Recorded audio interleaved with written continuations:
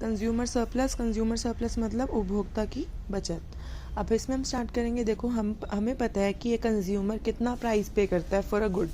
एक गुड की यानी कि एक वस्तु की कितनी कीमत पे करेगा वो, जब उसका MU यानी कि marginal utility of that good, means मान लो एक गुड है X, जब उस गुड की मार्जिनल यूटिलिटी बराबर हो जाए उस गुड के प्राइस से, तो हम कहेंगे वो उतना प्राइस पे करेगा जितना, जब उसकी जो प्राइस है वो बराबर हो जाएगा उसको मिलने वाली सेटिस्फैक्शन से, जितनी उसको सेटिस्फैक्शन मिलेगी वो उसके अकॉर्डिंग प्राइस पे करेगा।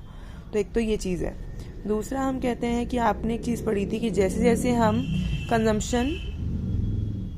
कंजम्पशन इंक्रीज़ करते हैं, जैसे जैसे हम ज़्यादा कंज्यूम करते हैं, जैसे एक उपभोक्ता ज़्यादा उपभोग करता है, कंज्यूम करता है, उसको उससे मिलने वाली सेटिस्फैक्शन क्या हो जाती है, डिक्रीज़, यानी कि उससे मिलने वाली सीमांत उपयोगिता क्या हो जाती है, डिक्रीज़।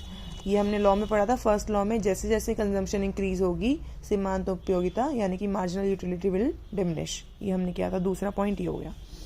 नेक्स्ट कहते हैं ये, अब हम कहते हैं इसी कारण की वजह से जो डिमांड कर्व है वो क्या होता है, आपको पता है डिमांड कर्व किस किस के बीच में रिलेशन बताता है, क्वांटिटी एंड प्राइस।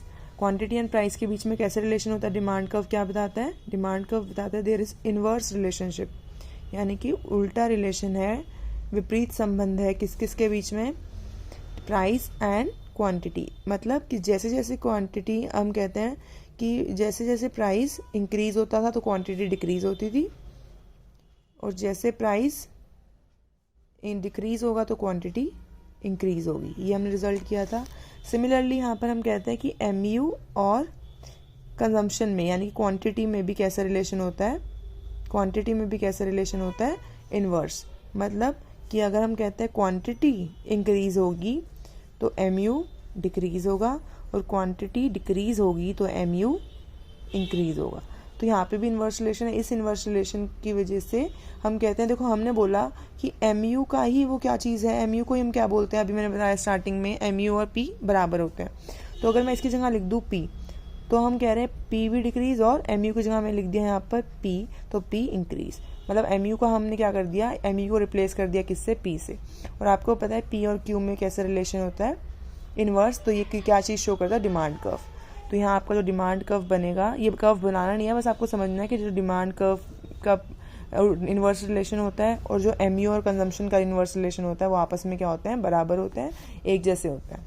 ठीक है, बस ये समझना है। आपकी बुक में आप ये पढ़ के देखोगे सेम यही चीज़ बताई हुई है कि कहते हैं कि जो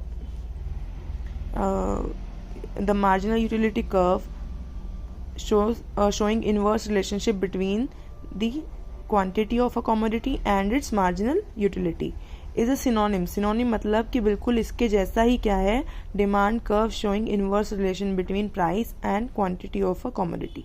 मतलब ये चीज़ कि क्वांटिटी और मार्जिनल यूटिलिटी में और प्राइस और मार्जिनल यूटिलिटी में जो रिलेशन होता है वो क्या होता है, लगभग सेम होता है, और इनवर्स रिलेशन होता है दोनों के बीच में।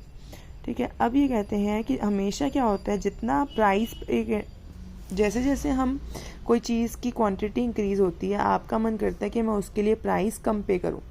एक कंज्यूमर क्या चाहता है कि जब उसके पास ज़्यादा क्वांटिटी इंक्रीज, मान लो आपके पास एक ड्रेस लिया आपने, फिर सेकंड ड्रेस ली, फिर थर्ड ड्रेस ली, तो आपका ड्रेस लेने का मन कम करेगा।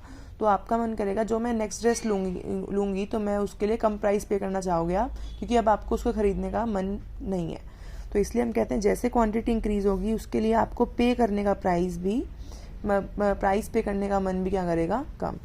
तो ये कहते हैं कि एक्चुअल में जो प्राइस पे करते हैं यानी कि कंज्यूमर सरप्लस क्या होता है अब, यानी कि उपभोक्ता की बचत, जितना वो एक्चुअल में प्राइस पे करता है, यानी कि जितना वो विलिंग है, पहले तो हम कह रहे हैं जितना a consumer is willing to pay price, a consumer is willing to pay, मतलब जितना वो चाहता है पे करना, अगर हम उसमें से माइनस कर दें price actually paid by consumer, मतलब जितना वो चाहता है पे करना उसमें से हम माइनस कर दे जितना उसने एक्चुअल में पे किया है मार्केट में। फॉर एग्जांपल, जैसे मान लो आपने सोचा था, मन में आपने एक आइडिया लगाया था कि एक ड्रेस आती है, ड्रेस के लिए आप 1000 रुपीज़ पे करने के लिए रेडी थे, मतलब विलिंग थे आप, लेकिन आप मार्केट गए, आपने देखा वो ड्रेस वहाँ पर 600 की मिल रही है, तो आपने एक्चुअल में कितना पे किया, 600।